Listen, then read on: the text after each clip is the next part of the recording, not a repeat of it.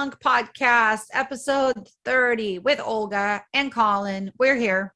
Yes, indeed. We have news. We have new releases. We are going to talk about music. So much going on. There is more stuff on the agenda than we can even get through with in-depth discussion. So some of it we're just going to have to go through as quick as we can, because I'm telling you, there's just too much. What do we got? Like eight news topics and 12 bands. I mean, this is like the mother load. Our most ambitious episode. It's almost like we should have just made this 2 episodes. This will be like a double album of a double episode. No. I mean, we'll talk about why that's the case also, because I mean, it's all just part of what's going on right now. Oh, okay. What's going on? Well, we're getting there. Okay, we'll just start right with it. We're going to skip down why pop punk and emo bands are having a comeback and why Santa Cruz bands have the world's attention. Yes. Along with pop punk remixes. So we just go right into it. This is right now the pop punk revolution of the 2000s era. Yeah. That's what I'm saying. This is like the mid 90s was in the mid 90s. So that was my theory. That's why this week there's so much news, is because I mean it's having a resurgence, people are saying. So yes. It's true. Okay. And I mean, I'm looking up like what's the news, what's going on, and just the way pop punk is being treated in the mainstream. It's spoken as if it's a real thing again, like things are going on. I swear it was like a 10-year period where there wasn't as much coverage in the mainstream world. You had to like dive real deep, but it's always been there. But now there's a lot of stuff on the surface. Yeah. And so, for instance, you go online in like history of pop punk and they'll say Blink-182's Enema of the State is the greatest pop punk album of all time. And then My Chemical Romance, Black Parade is like the baby of that album. And it's like, these are pillars of pop punk. Mm-hmm. And it's just so different, because we grew up earlier than that and this came out later. So when all that stuff was just coming out, it was like, okay, this is fine and all, and it got big, but I was never thinking 20 years from now, people are going to be talking about how Blink-182 is the grandfather of pop punk and My Chemical Romance is their baby, and they are the fathers of everything that's coming out right now. Did you think 20 years ago that was going to be what we're talking about? When they were touring before they broke up, they were huge. And I knew that, but it was kind of interesting to see how huge they were during their breakup, how many people said they were really influenced by them or they grew up listening to them and so on. I was kind of surprised that it's like they were more popular than I realized. Yeah. And I guess that's what the articles are saying. There's a lot of people who were not old enough to go to shows yet. Yeah. So they didn't get a chance to see a lot of those bands, and now they do. And it's their sort of youth, it's their middle high school favorite bands and so on. So that's part of the reason why it's having a resurgence. And I feel like it just always does. It's cyclical, just like fashion trends and other trends. So it's just having a good cycle for pop punk right now. So that's cool. And then on the underground, there's actually local bands playing shows. There is more of them. And so that was part of one of the articles I talked about, why Santa Cruz bands have the world's attention. And it just talked about a couple of bands like Drain, I think it was, but they're hardcore. Yeah. And they're playing big shows in San Jose and Santa Cruz. And they have like the 40831 scene is what they're calling it. And Drain gets signed to Epitaph Records and they're about to go on a national tour. And so this wouldn't happen without the big explosion of the big bands going. That's what I think. Okay. Yeah. I think you needed that. And then it goes into the pop punk remix article was Olivia Rodrigo, Jealousy gets a pop punk remix. So she had that other song. Good for you. Good for you. And so they make Jealousy try to do another one because pop punk is in. And it used to be remixes were like EDM remixes. I swear it was like 30 years of EDM everything and featured artists of pop punk bands. It is really weird. It is weird, but crazy and weird, you and I. But for people that weren't there earlier, it's like the natural course of events.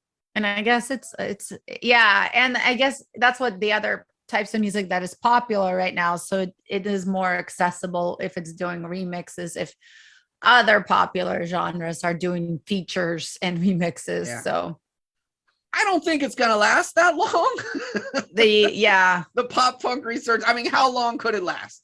Until Machine Gun Kelly moves on to a different genre. I guess he's leading the. That's right. He was doing something else a couple of years ago. When he gets into like EDM or something, then all those fans are just gonna leave. Oh, I don't know. That's my prediction. I mean, the entire ecosystem depends on what Machine Gun Kelly feels. I don't know much about. I know, but I don't know much about sports, right? But isn't it? From what I know is when there's a team and it's doing well, all of a sudden, lots of people start liking that team, even that they never even watch the sport. Fair weather fans. Yeah. And what happens after they play their 2, 3, whatever, however many good seasons, and then the team declines, like the stars retire or they get traded or whatever. All those fans are gone. Yep. Those aren't the fans that are going and watching you lose season after season. No, these are fair weather fans. These are fair weather fans, right? So they're not sticking around. They're moving on to whatever's the cool next thing. Yep. But in the meanwhile, I'm finding as much punk songs as I can find and digging it while I can dig it. Economics works in music ecosystems, maybe. Apparently, it's true. Yes. Because sometimes like bigger bands have taken a lot of bands. We've discovered a lot of smaller bands because bigger bands took them on tour or mentioned or recommended their music, wore their shirts, and so on. So it's definitely helping out a lot of the smaller bands. Yeah. All right. Do you want to move on to next? Any further thoughts? No, we can move on. There's a couple of other news stories you wanted to talk about. I did want to talk about a couple things. And so a couple weeks ago, what I'm looking up punk, what's going on in punk news world, and I find that the Bikini Kills lead singer Kathleen Hanna, her vocal coach was murdered, and the killer was on the loose, and they hadn't found the killer yet. So then I'm like, oh, we got to talk about that. That's weird. Yeah.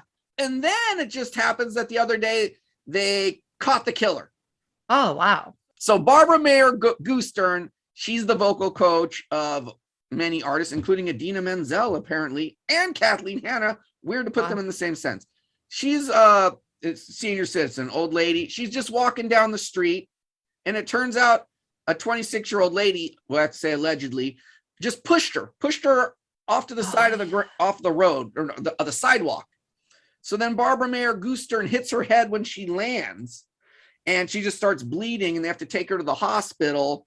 And it was 5 days later when she died. That's how long it took. So it was because of the injury to her head that she suffered when that lady pushed her.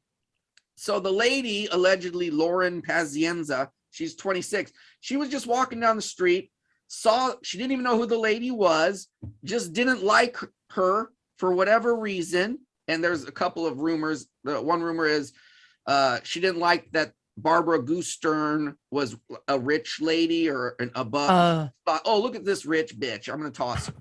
And then the other one was she might have been Jewish, some sort of racial thing. And she was just like, oh, I don't like those type of people, and threw her. Either way, she just pushed the old lady down and then realized what she'd done. And then she deleted her Facebook.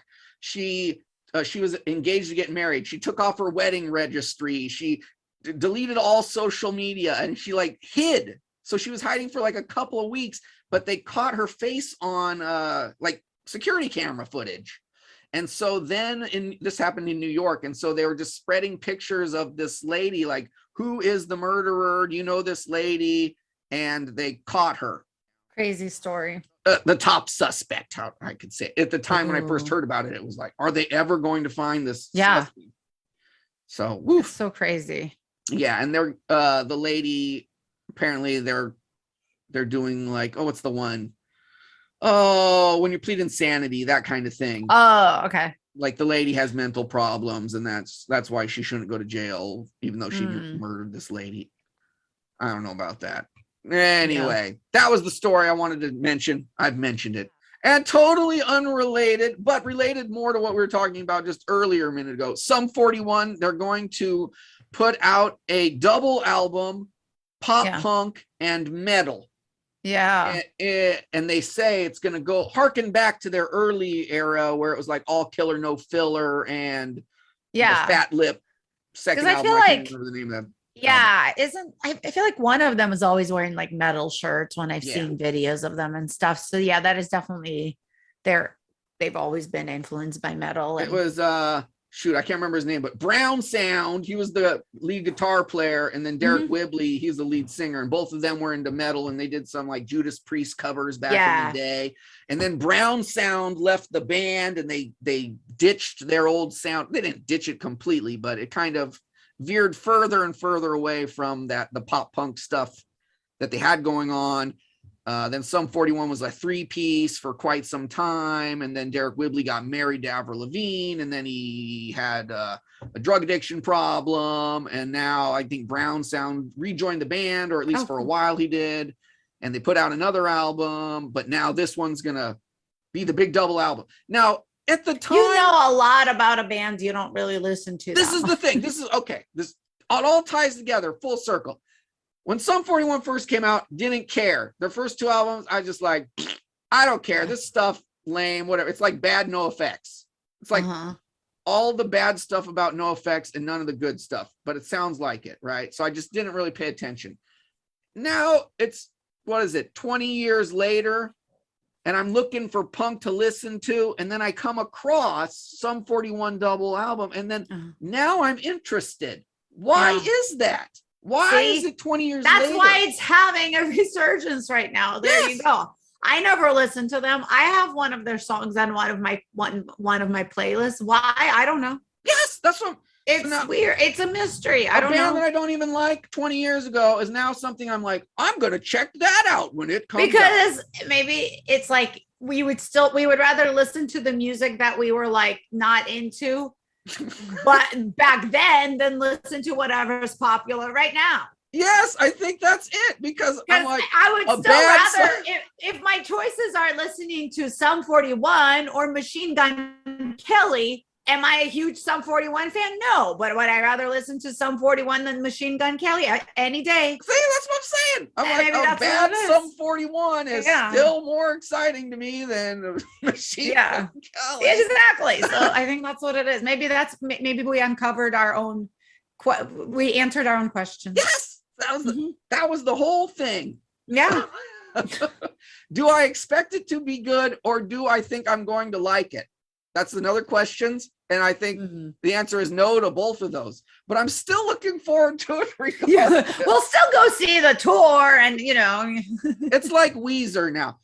I remember Weezer was like my most hated band of last year out of bands that I like, because I remember I'm looking forward to hearing the new Weezer album at the time. And then it came out, and I'm like, this is the worst thing I've heard in years. I can't stand it. This is terrible. Whereas the Blue album, one of my favorite albums of all time, and now apparently that album is now like under cancel review. So I don't even know if I'm allowed to listen to the Blue album anymore. And then if you're not listening to the Blue album, why would you even listen to Weezer? Then you have to switch to the next one, the one that you like, Pinkerton.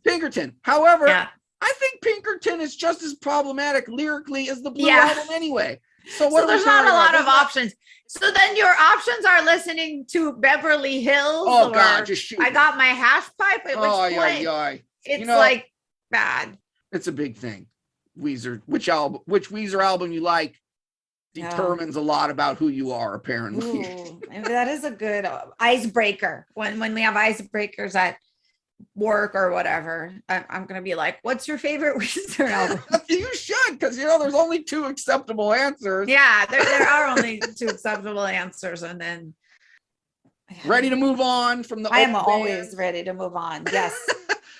Well, actually, it's a bunch of old band members forming a new band, but Plosivs, West Coast punk supergroup. You found this? Excellent. I think it was you. Oh, it was? Good for me then. Good job, though.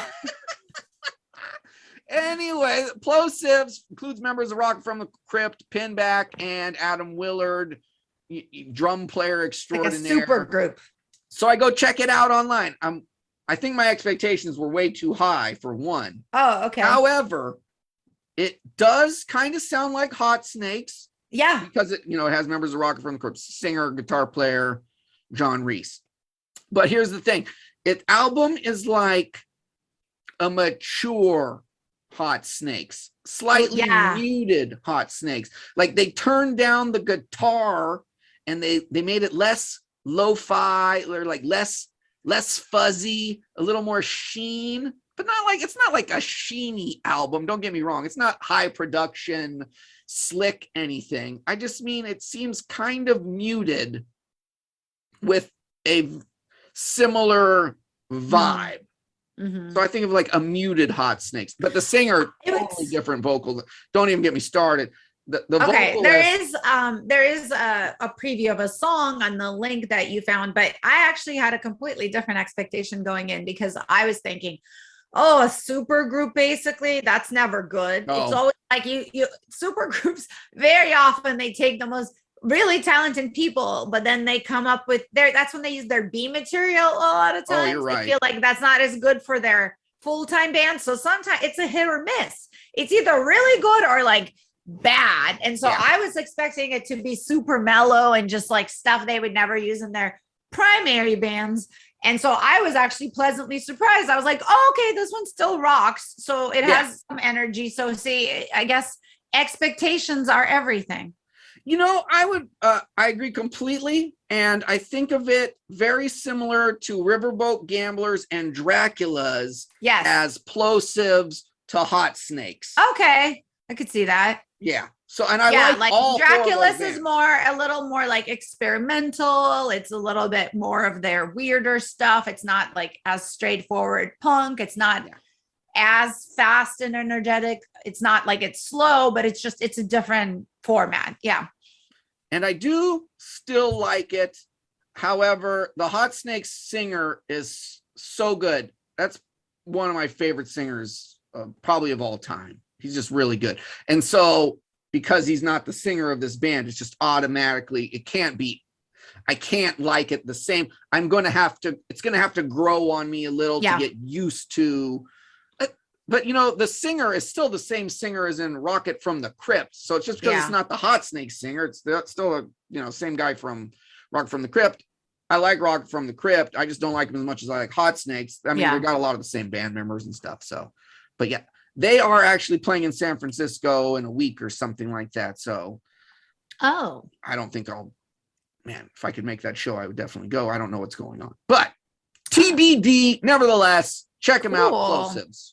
Nice. And then there's one last story. You found a new podcast. Yes, it's Audible launches Punk in Translation, Latinx Origins podcast. And I just thought this is cool because when we're talking about the history of punk, it's almost always the same thing that at least I hear. I hear Stooges were the beginning. They're proto-punk. Ramones come. They're punk.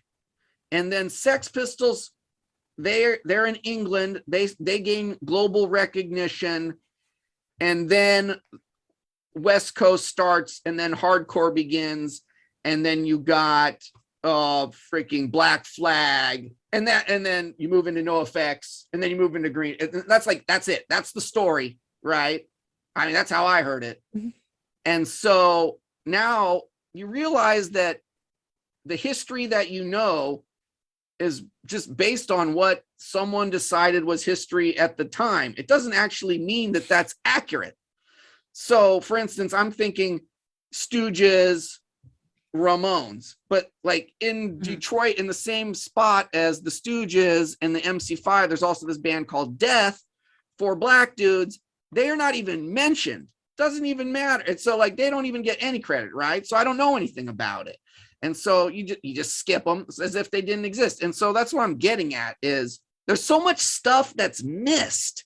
No one even talks about it. It's like the history that you have is not even the real history. It's just abridged, chopped down. Well, that's how it is with Yeah. non-music history, right? Like if you go to a average classroom and you get an average textbook, it doesn't talk about different points of view. And so I actually had a history teacher that made us read Howard Zinn's history of the people for US history. So apparently we need to have a history, the people's history of punk music or something, because like it's you know, it's all based on perspective, and things weren't as connected back then to give some perspective, right? Because now it's so much easier to exchange music and ideas globally, whereas before it was much local. So you could start a scene in one part of the country and not even know that there's a similar scene going on in another part of the country. Absolutely. And like on a month-to-month basis, it's not like I hear a lot about other perspectives of punk. The only thing I can think of is, so I get Razor Cake magazine. They're the only regular underground punk publication that makes it to at least some sort of thousands of people that I can get any sort of information about anything other than the stuff I already know. So I was like, this podcast, Punk in Translation, Latinx Origins, starts off with question mark in the Mysterians garage rock from like the 60s. Arturo Vega, he's the artist for the Ramones, so he gets a lot of perspective on that. They talk about Alice Bag, Riot Girl before Riot Girls, and it's just a bunch of stuff, information that you just don't get anywhere. So it's important that this gets out there, or else it's just going to be the same 5 bands forever. This is what punk is, these 5 bands, nothing else. And it just leaves out way too much. I'm gonna check this out. It's a good find. Yeah. And then there's a bunch of new releases. Oh my God. We have this much music in a while. It was crazy. It's partially because we haven't done an episode in a minute here, but first one is there's a split between Kill Your Idols and Roll Them All. Pretty fast, aggressive, kind of short songs. And Kill Your Idols, they've been around forever, like the mid 90s, and they're still just hardcore. Yeah. I would say it is still the same stuff, but I still like the same stuff. So good. Yeah. And then we got a submission, and it is from We Are Boring Girls. Or no, sorry. It's from Boring Girls. And they have an album, a 5-song EP. It's on their Bandcamp page. And I thought it was pretty fun. Okay. Yeah. It seems like they are from Canada, I believe. Yeah, no, they're from Montreal, Canada. Their new EP is called Fuck You So Much. Hard not to like an album with a title like that. Yeah, so that was a fun EP to check out. Worth checking out? Yeah, it's worth checking out. And then next one is from like a super known band. It's from Underoath. Yes. And they have a new track called Numb. Yeah, a whole new album. I just picked the song Numb because that was the one I liked. I was just surprised that 15, 20 years goes by. Underoath, again, a band that I didn't really care about at the time because it was, screamo, metalcore kind of thing. Yeah. And it was Christian and like everything on Solid State and Tooth and Nail. I just thought, oh boy, this isn't for me. Like, I'm going to yell for Jesus type of thing. I don't know. It's just weird. But anyway, despite all that, years go by, the band members change, the band members come back, they reform.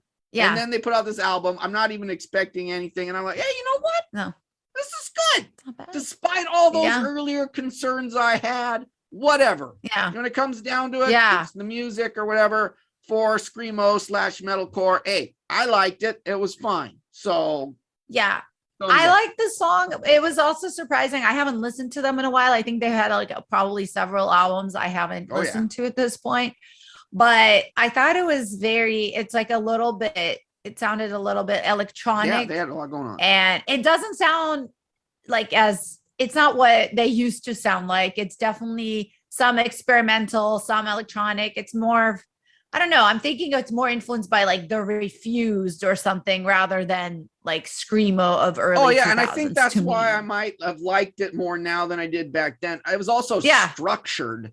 I just remember a lot of that stuff from that era was just wild. It was more about the breakdown than anything else. And Yeah. you know, they had remember the soft vocal, the loud vocal, and the breakdown, and it was just like that was the style. That's And a lot. Yeah. I didn't even know it because I looked it up. Underoath was the biggest band in the scene. They had 2 gold albums in a row. I didn't know that they were that big. That's crazy. 1 million albums selling music that's like that. And here they are today. They're still around. Wow. Who knew? That is impressive. I guess a lot of people knew besides me. Yeah. And then the next one, a lot of people. Apparently like 1 million, at least 1 million people knew, but it's okay. And then Panic Shack with the ick. Go ahead. Yeah. Oh, I like the song is really funny. I guess it's about the things that somebody does. From what I gather is the things that make you go eek. Like, why does this person do that? So that was kind of funny. I swear, Panic Shack was one of the bands early on in the pandemic when we first started the podcast. They were one of the bands I like. Oh, hey, this is a new band. They're cool. And here they keep coming. Yeah. This is probably the 3rd or 4th song where I talk about Panic Shack. So something's going on. They're really good. It's got an indie punk kind of vibe. It's not just hardcore. It's not loud or anything. Yeah. I mean, they do a lot of talky style vocals more so than singing and not screaming, not really. So yeah, but I really like this band. They're awesome. Panic Shack. Yeah. I think the funniest thing was that I think in the song they talk about people who pour in milk before the cereal. It's like a very, very controversial topic right now, which I don't understand because I'm not a person who eats cereal. And I just, to somebody who doesn't eat cereal, it just seems like people are really passionate about it. And I really don't care. Prior to my current diet, I was definitely a cereal eater. Cereal eater. Yeah. That sounds funny. It's cereal eater. With a C. Like a serial killer, but serial eater. Yeah. And then next up, I selected Drug Church World Impact. And this is why, because I believe this is the 3rd album in the row. I keep thinking Drug Church is on the verge of being one of my bands. Like they are, they got their sound. They're almost there. They are almost there. Okay. They're slowly. However, okay. Evolving. I will say, yes, I like Drug Church more than I used to. I think things are improving, but not quite there for me yet. I still like them. I'm still saying check them out. I still would like to see them. All these things. I just mean I have such this weird expectation for no reason that they're gonna be the greatest band. Wow. But they're just good. They're really good. Okay. But I have seen them.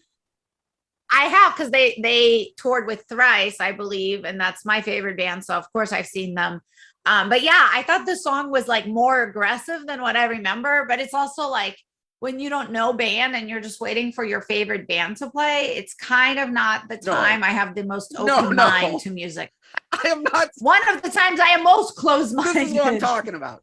This is not the band that is going to blow your mind waiting to hear your favorite band. Like I was thinking they were gonna be, but they're still good. And imagine you're at a local show and Drug Church just happens to show up on a bill of bands that you don't care about or know about. Drug Church would be the best band of the night.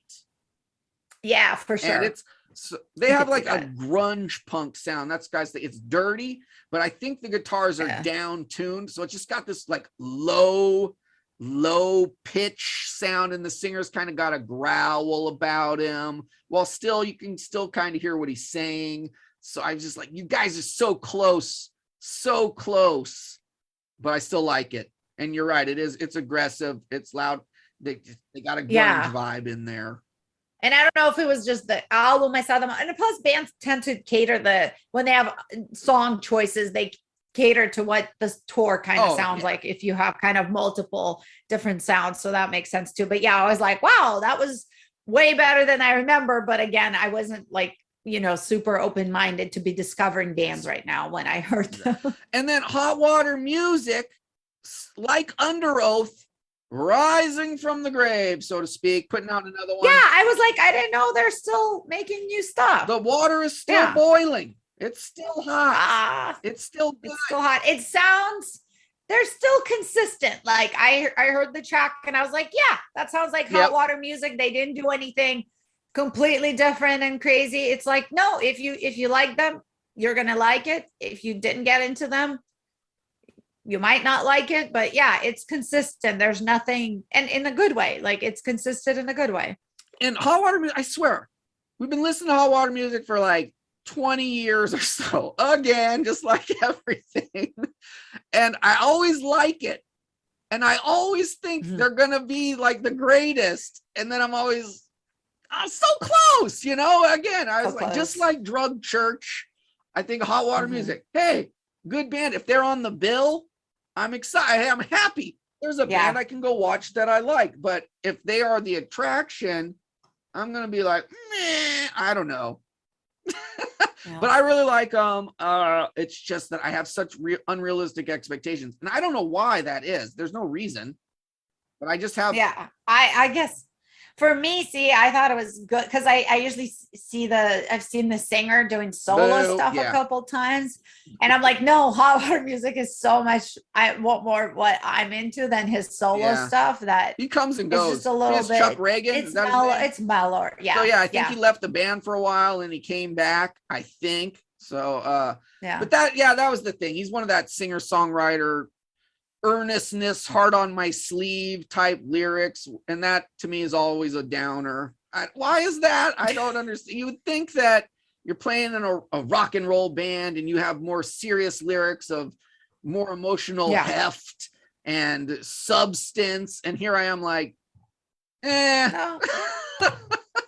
You're like, no, the song that talked about whether cereal or milk should go in first, that's a little bit more of what I know. Why is that? I like the cereal and milk song more than the world's problem. I don't know. It's been a story of my life, actually. So, and you know what? Maybe it's because I have a theory. If you use music to like unwind, that you don't want to listen to heartache and problems. You just want to bop around and you want to listen to songs about pizza and cereal and so on. That's how I watch TV. So I relate to that. People are like, oh, you want to watch this drama where you're like on edge? No, and I'm like, no, I'm unwinding. I want to watch dumb stuff. My whole life has enough drama. I think you've nailed it. Or enough stress. Yeah. Think about, I'd rather listen to AC/DC. And okay, like, why is it that I like Whole Lotta Rosie more than I like hot water music? Well, you nailed it. Thank you for explaining it to me. At least now I know what my problem is. Yeah. See, or like the Mean Jeans. When I saw them, I was like, that's going to be a band you love. And you did, because they sing about pizza, chips, and so on. You know, I do like a little bit more than that, but I need to start there. So Mean Jeans, for instance, they have the funny songs, but they still have a couple of ones that, they step it up a little bit. So I need that bottom line garbage lyric. And then just a little bit more as the night goes on, I can handle a little more. But if you start off with that serious one, no, forget it. I just can't get into it. It's like when you meet somebody new, you want to talk about the weather or something. Oh, it's Friday, am I right? And then you don't go up and you're like, well, my dog is sick and I'm really worried. Like, you don't start with that. So you need the warm up. You need to be like, oh, let's have a song about the weather. Let's have a song about cereal, and then we can talk about serious stuff. I get it now. Okay, we solved that. All right. Next up, I had Sprints with Little Fix, and I started the track. I'm listening to it. I'm like, hey, I like this song. It sounds like something. I liked it too. It sounds like something. And I'm like, racking my brain. I'm like, it was an 80s band. It's an 80s song. It's like a one-hit wonder. And it finally occurs to me, Romeo Void, Never Say Never. And then I went on the internet, looked it up, I played it. I'm like, yes, this song sounds just like that song. I like that song. And I like this band. It's been long enough where I don't feel like they're copying them. I mean, we're talking 40 years. And this is a more of a punk version of it, whereas the original Romeo Void song was it was in the new wave category, right? So Sprints, Little Fix, I'm down for Sprints. They're cool. Cool. And then there's another band, Wolfrik, with All Time Yeah, and you put in the notes that it sounds like Strike Anywhere, and it really does. Yes. It was fun because I was listening to it and I was thinking, this sounds like something, and then I saw your notes. I was like, that's it. That's you nailed it. And it's funny because I go through and I'm trying to find all the punk songs I can find. And so I'm looking for something that's still punk, aligned in some way with the modern world. I don't want to listen to all the old stuff forever and ever and ever. I want to keep up and like want to find new bands that I like. And then just Wolfrik pops up, sounds like Strike Anywhere, and then I like it. So then my question becomes, well, is that fine? Is that good enough to like bands that sound like bands that you like? And normally the answer would be no. But like I said, things have changed. Like years have gone by. I don't need to be as restrictive in what is likable in my mind or not. So now I'm simplifying things. I'm like, is this good or is this bad? Because does it sound good or does it not sound good? And I'm like, this sounds good enough for me to like it. Therefore, I like it. Therefore, no, I like it. There's nothing wrong with it. Yeah. There's nothing wrong with liking a band that sounds like another band. Back in the day, though, let's say it was 2006. Strike Anywhere puts out that one album.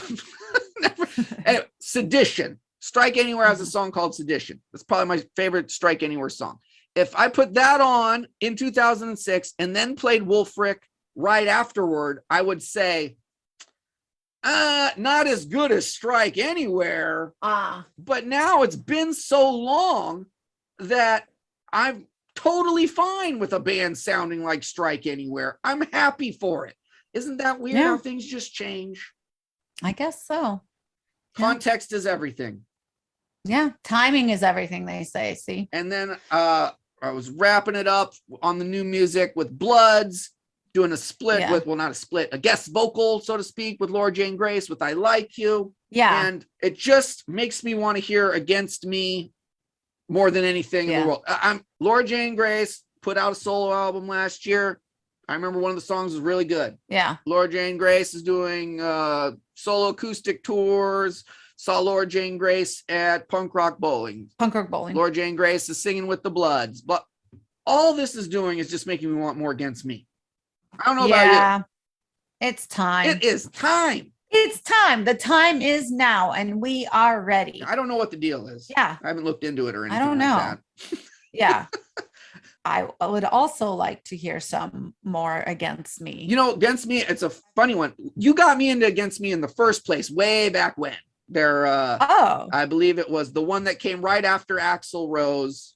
That was too early for me, but the one that came out after that, you introduced me to that.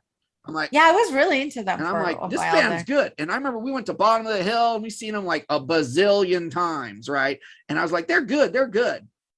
And for some reason, I lump them in with Rise Against, even though they don't really sound the same as Rise Against. Well, because they were around the same time and had similar names. Yeah. And we have seen them together, I believe. So it's just, I've always thought of them as not similar, but we discovered them around the same time. They were touring at the same time. They were both political bands. You introduced me to Against Me and not Strike Anymore. And Rise Against and AFI. You know, they're all, that was, you had it down. That's like the trinity of bands in a row that you're like, you got me into.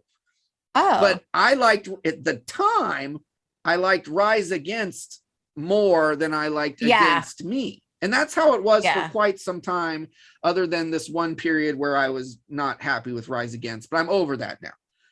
And then as the years go by, you're less and less into Against Me, and I'm more and more into them. Like I like their last two albums more than I like their first two albums, which hardly ever happens. But so that's why I'm like, I got to hear some more Against Me. Yeah.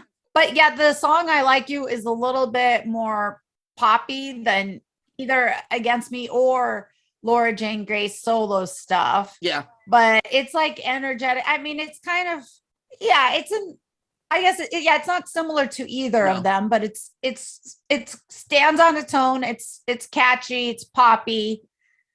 It's good. But I would love to see Against Me release soon. That would be awesome. I'm ready. Thank you. I'm ready. I like it. And then do you have, I think we're wrapping up with all the new releases and the news. Do you have a grudge this week?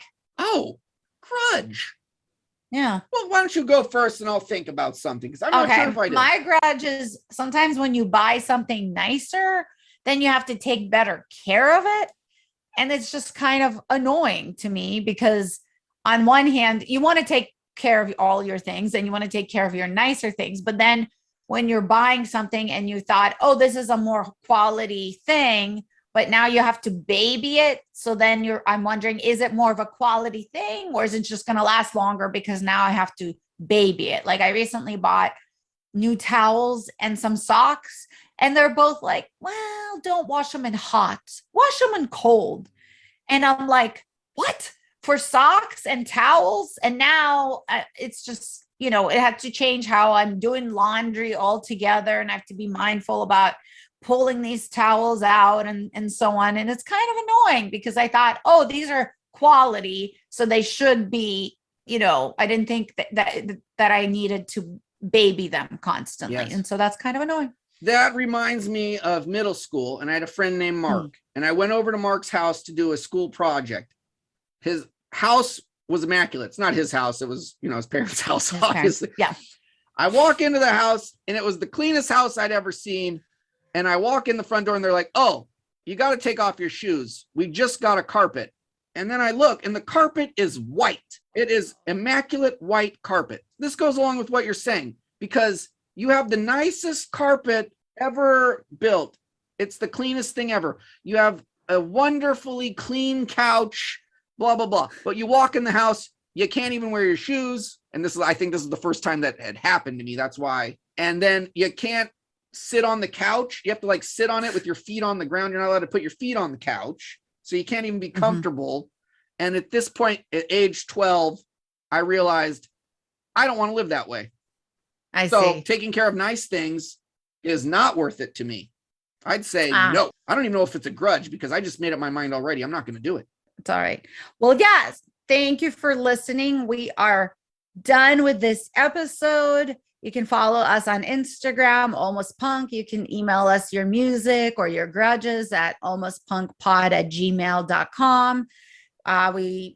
We have featured guest grudges before and music that people have submitted to us. So do that.